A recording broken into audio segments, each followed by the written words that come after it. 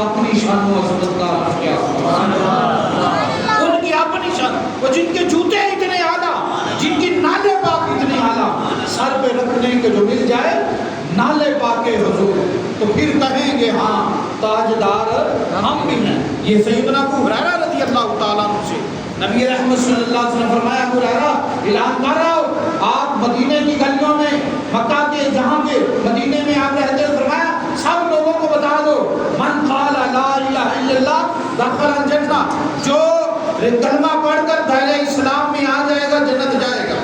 جنت جائے گا۔ من قال لا الہ الا اللہ دخل الجنہ۔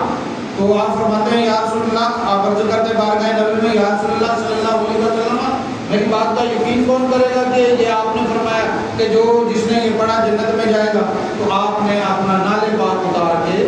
حضرت ابو ہریرہ رضی اللہ عنہ کو عطا فرما دیا کہ جو اعتراض کرے دکھا دے، جو اعتراض کرے دکھا دینا۔ اللہ اکبر کبیرہ۔ حضرت سیدنا ابو ہریرہ رضی اللہ تعالیٰ عنہ مدینے کی گلیوں میں چکر لگا رہے ہیں، من قال لا الہ الا دخل الجنہ، کبھی نالے پاک کو سینے سے لگاتے ہیں، کبھی یہاں پہ چڑھاتے ہیں، کبھی کہاں، سمجھ نہیں آتی میں نبی کے نالے پاک کو جگہ کیسے دوں؟ پھر کہا کہ یہاں تو جگہ نہیں ہے، پھر اپنے سر پہ رکھ لیا، پھر سر انور پہ رکھ لیا، نبی کریم صلی اللہ علیہ وسلم کے جوتے مبارک کو نالے پاک کو سر پہ رکھ لیا۔ آگے گزر حضرت عمر فاروق رضی اللہ تعالیٰ عنہ کا ہوا، تو آپ نے فرمایا کیا اعلان کر رہے ابو ہریرہ؟ تو وہ کہتے جی نبی کریم صلی اللہ علیہ وسلم نے فرمایا من قال لا الہ الا اللہ دخل الجنہ، جس نے یہ کلمہ پڑھ لیا جنت جائے گا۔ کہتے جھوٹ بولا تو جانتے ہو کیا بات، جھوٹ بولا تو کیا تمہارا نتیجہ کیا ہوگا،